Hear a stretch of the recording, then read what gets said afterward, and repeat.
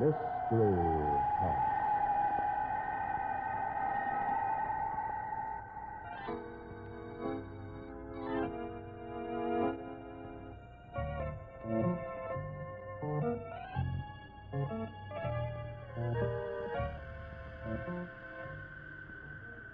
Mystery House, that strange publishing firm owned by Dan and Barbara Glenn, where each new novel is acted out by the Mystery House staff before it is accepted for publication.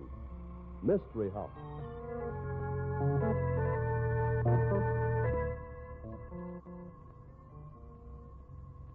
Well, Barbie, I understand we all get into a cowboy mood tonight, huh, partner? That's right, partner. We're going to act out a story about the wild and woolly West, where men are men and murders are plumb mysterious. Well, you know, I always had a hankering to be a cowboy. Then rest easy in your saddle, mister, because you're going to satisfy that craving pronto. Oh, you mean we're all ready to start firing? We sure are, partner.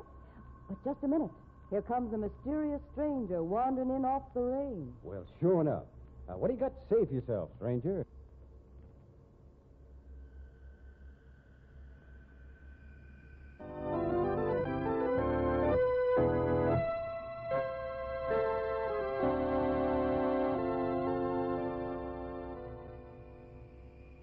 Places, everybody.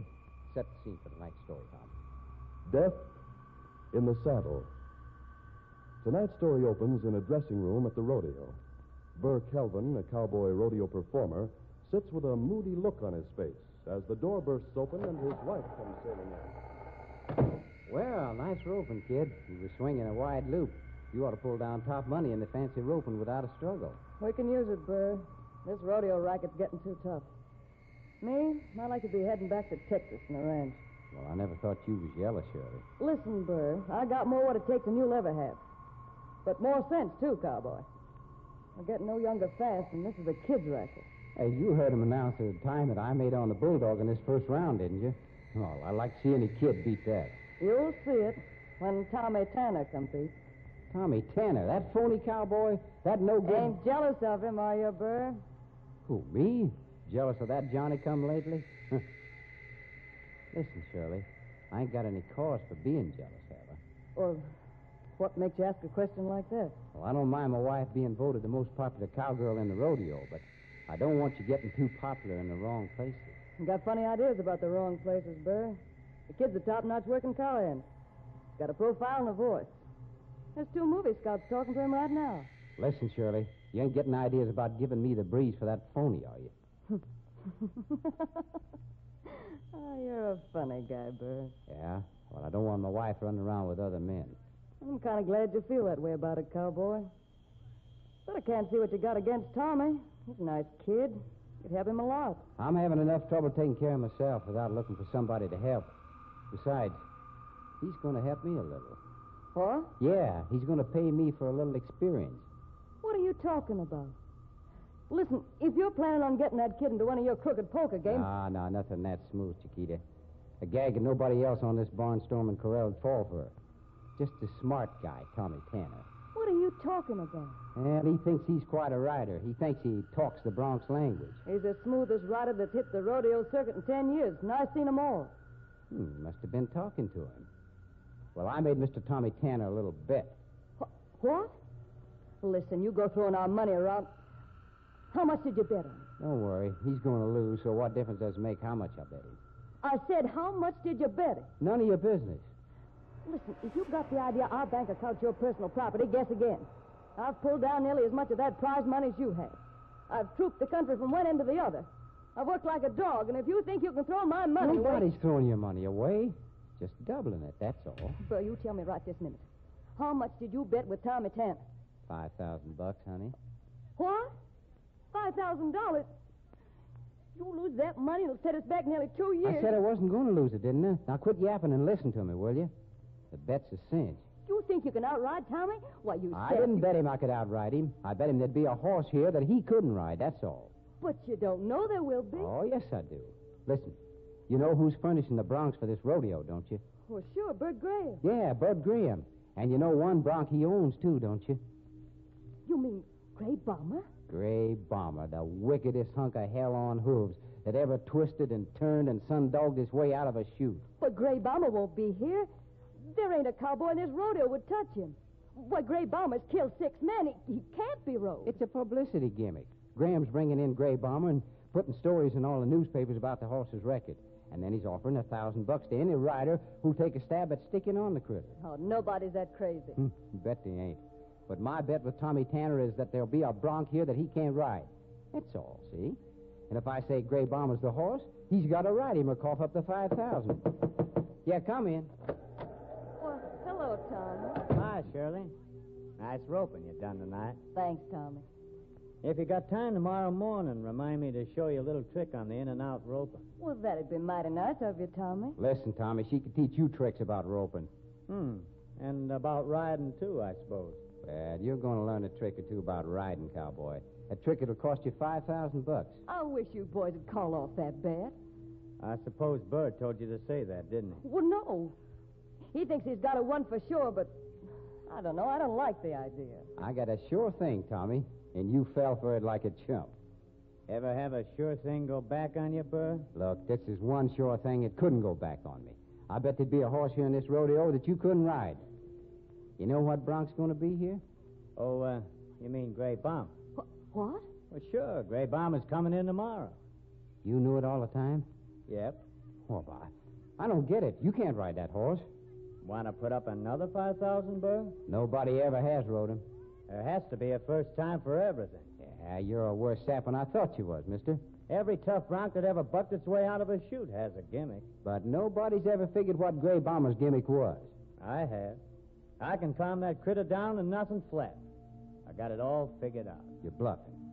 You think I'd have bet $5,000 if it was a bluff? You can get another $5 anytime you say so. Well, you could be mistaken. I'm willing to take my chances on that, Bert. It's going to be the easiest $5,000 I ever made. Well, so long. You and your bright ideas.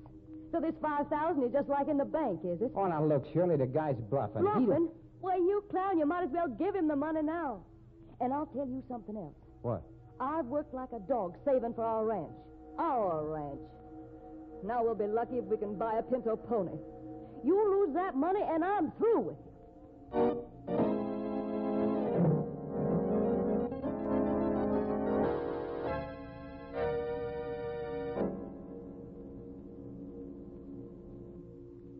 Just a minute, Tommy.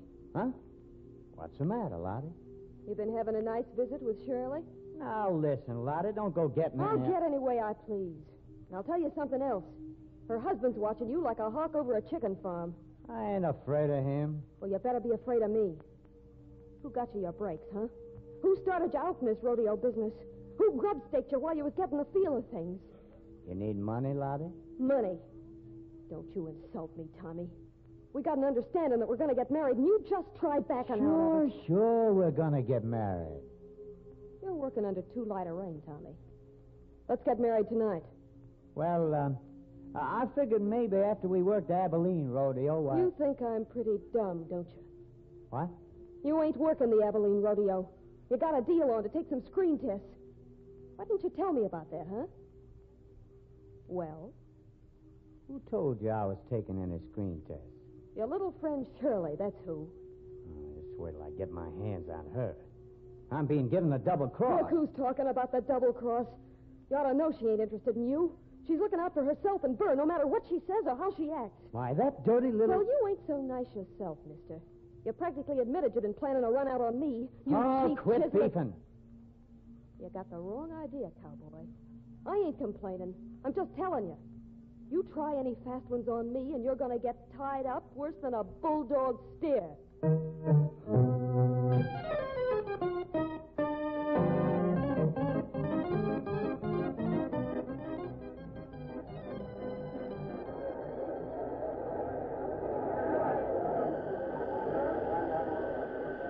And now, the feature event of the evening.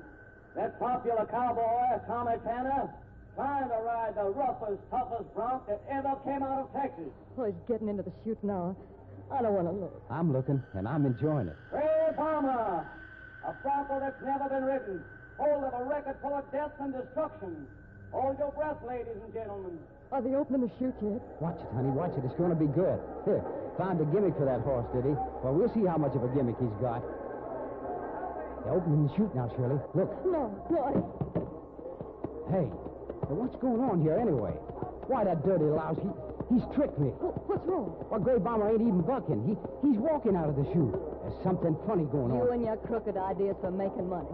Gonna practically steal $5,000 from him, was you? He didn't have any gimmick, huh? What happened? I don't know. The bronc didn't even buck. Tommy just kind of toppled off right into the dirt. Oh, he's hurt. What's it to you if he is hurt? The bronc didn't hurt him, that's a cinch. Wasn't the bronc. If ever I saw a tame horse, Gray Bomber's it. What have you done to him? Me? What have I done to him? You saw it, didn't you? He just fell off with the horse not even bucking. Well, that wins me $5,000, Sugar. But I was plumb lucky. Lucky?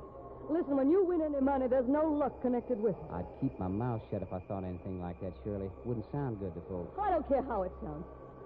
Oh, look, they're carrying him off. He's unconscious. Serves a smart aleck right. Wait a minute. Bud Graham's coming over this way. Oh, hi, Graham. Well, Tommy had a tough break, huh? That's one way of looking at it, I guess, Bud. Well, I mean, he's fallen off of a tame horse.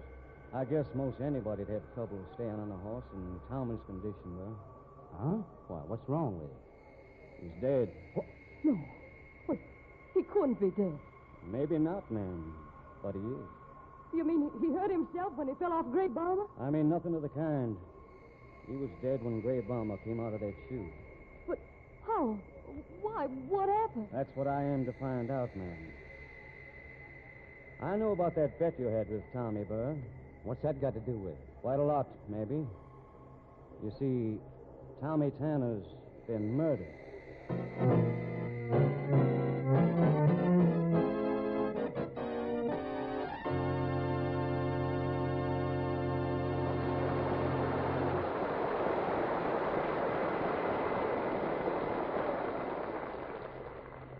So Tommy Tanner was murdered. Well, who killed him, and what was the motive? For that matter, how was he killed? We'll find out in the second act of Death in the Saddle. Meanwhile, here's a brief message from our sponsor.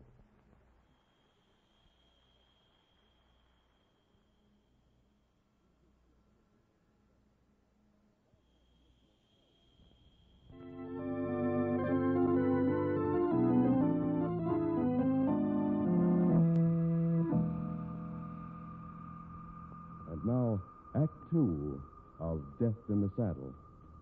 Burr, Shirley, Lottie Moran, and Graham are gathered in Graham's office. We got to straighten this business out, folks. Well, I don't know what there is to straighten out. The guy died. He didn't die, Burr. He was murdered. The law folk kind of thinks there's a difference. I didn't kill him. No? No, why should I kill him? You was betting him $5,000 he couldn't ride Gray Bomber. And he told you had a gimmick on the horse. Well, I didn't believe it. Well, he did. You could see that plain enough, couldn't you? Reckon maybe did at that. Lucky for you, he had that accident, huh, Burr? Yeah, reckon it was. Pretty lucky. Lucky. You killed him, and you know it. He was crazy jealous of him anyway. Jealous, Lottie? I ain't heard any of this. What was he... Shirley was making a big play for Tommy. She knew about him going into the movies. Why, you dirty-minded You little... be careful how you talk to me, Shirley. I'll be careful, all right. I'll throw a lasso around your neck and pull it till the hunter squeezes your gullet. Pipe down, Shirley. No need to get so sore. So, well, she can't... Pipe down, Shirley. You ain't my boss. Just a smart husband that practically throws $5,000 away. I didn't lose, did I? Maybe not. But you got a murder charge hanging right over your head. Look, I don't even know how the guy died. That was pretty cute how he died, Burr. What? Tommy was using his jewel saddle. Yeah, I could see that all right. The one he always used for exhibition riding. But he never had it fixed up this way before. What way? The jewels on that saddle are set into little metal holders. And in each of the holders, somebody's wedged a piece of sharp needle, coated with poison. Poison? The minute Tommy Tanner dropped into the saddle before the bronc came out of the chute, he was a dead pigeon. Who'd been in the attack room? We ain't going to find the murderer by finding who had a chance to kill Tommy.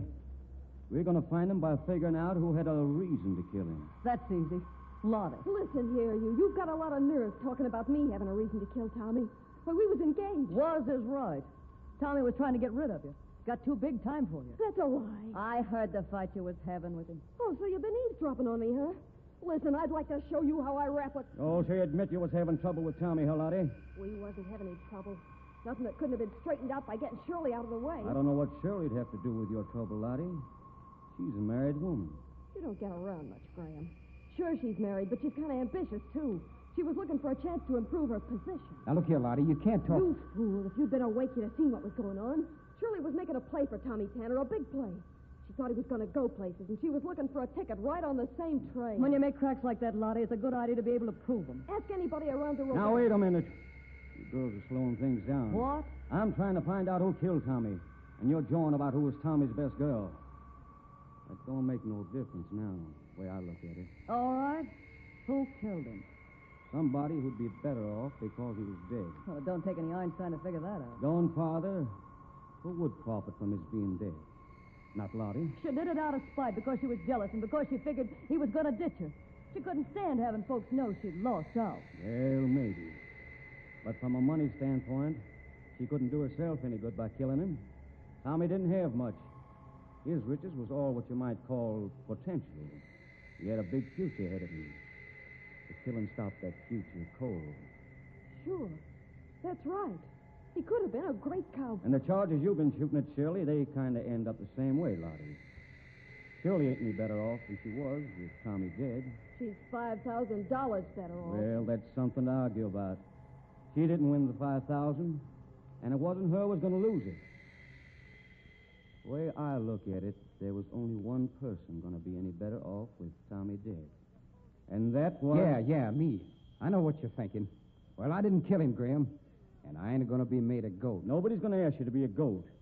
But you're the one guy had a chance to line his pockets from Tommy's death. I ain't a killer, I tell you. I never... What time was you in the tack room, Burr? Well, just before the steer bulldogging event. I had to get my stuff. And that was about an hour before Tommy got his saddle, wasn't it? Reckon so. Was anybody in the tack room with you? No. I ain't in the habit of taking along a valet or nothing when I get my stuff. I think maybe we better turn you over to the police, Burr. Think again, then, Graham. Oh, Burr, you fool. Put that gun back in your holster. I ain't getting sent to no jail for something I didn't do. Put that gun away. Oh, so you want me to get arrested, huh? You've been trying to get rid of me for quite a spell. Sure. I ain't good enough for you anymore. Say, you're all wet about Burr being the only person who could profit, Graham. Why? If Shirley could kill Tommy and fix it so Burr would be the fall guy, she'd get Tommy's $5,000 and Burr's too. Why, she could make more money out of this than anybody. You're just kind of hoping, Lottie. Nope. I'll stick to Burr for my man. I'm going to call the police, Burr. Get away from that phone, Graham. I ain't scared of you, Burr. Now, I'm warning you, Graham. Next time I shoot, I don't aim at no telephone. Well, what are you going to do? I'm going to have a little talk with Shirley. There's some sense to the remarks that Lottie's made about her trying to frame me. Oh, Burr. No. No, get away from me. Oh, you can't. Help. Oh, Graham. You won't let him. No.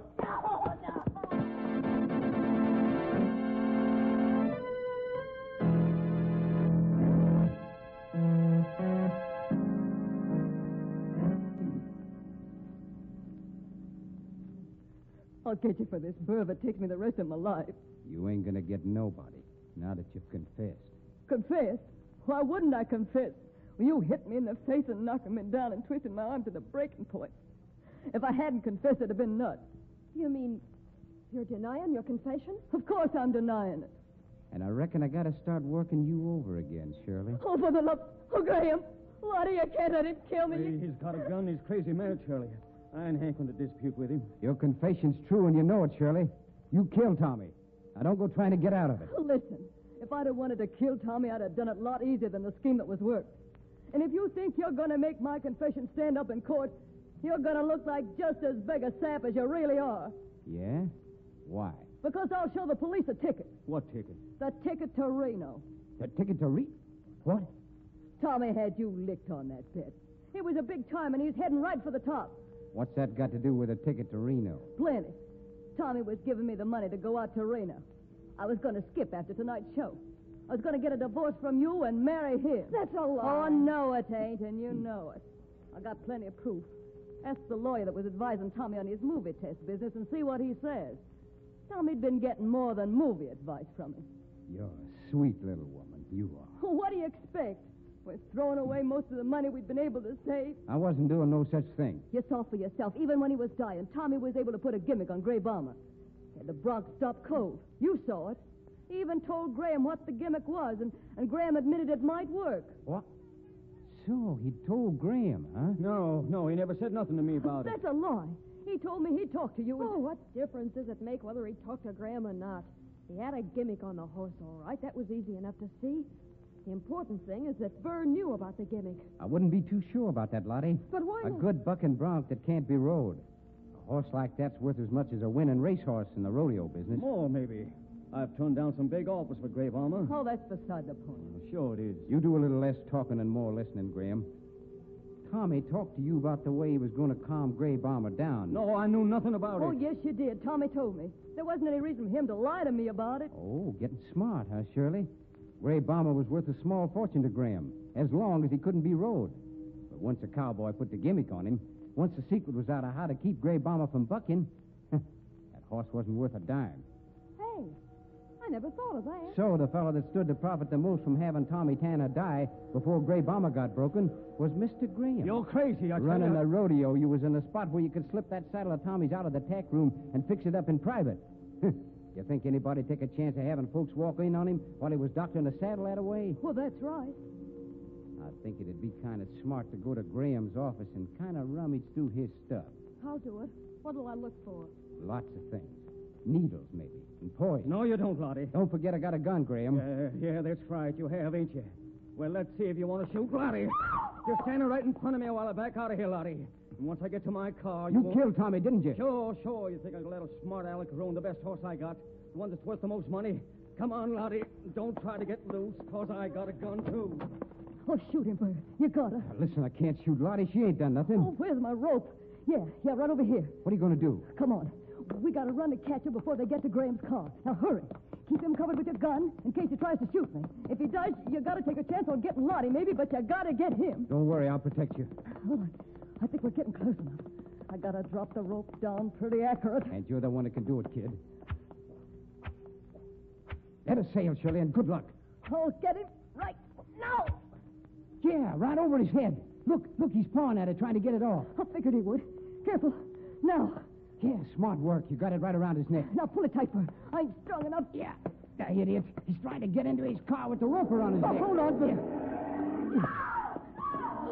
He threw her down. Hold on the rope, Bert. I'm trying to, but it's cutting my hands off.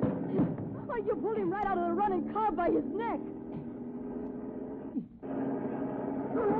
The toughest critter I ever tried to haul in with a rope. His neck's broke. I heard it crack. Is he dead? He sure is. Good work, Burr. Yeah, I reckon so. Well, I suppose I better call the police. Oh, I'll go with you, Bert. You will? Well, I thought you was through with me. Oh, not if you'll have me around, Bert. I made a mistake. I was slow-called, yes. Well, if you've got over it, there's no use yapping around about it anymore, I reckon. And I'm kind of sorry about the beating up I gave you, Shirley. Sorry. Hadn't ought to be, Bert. Made me kind of, feel that you was quite a fella. And even if it was for something I didn't do, I guess I had it coming on general principles.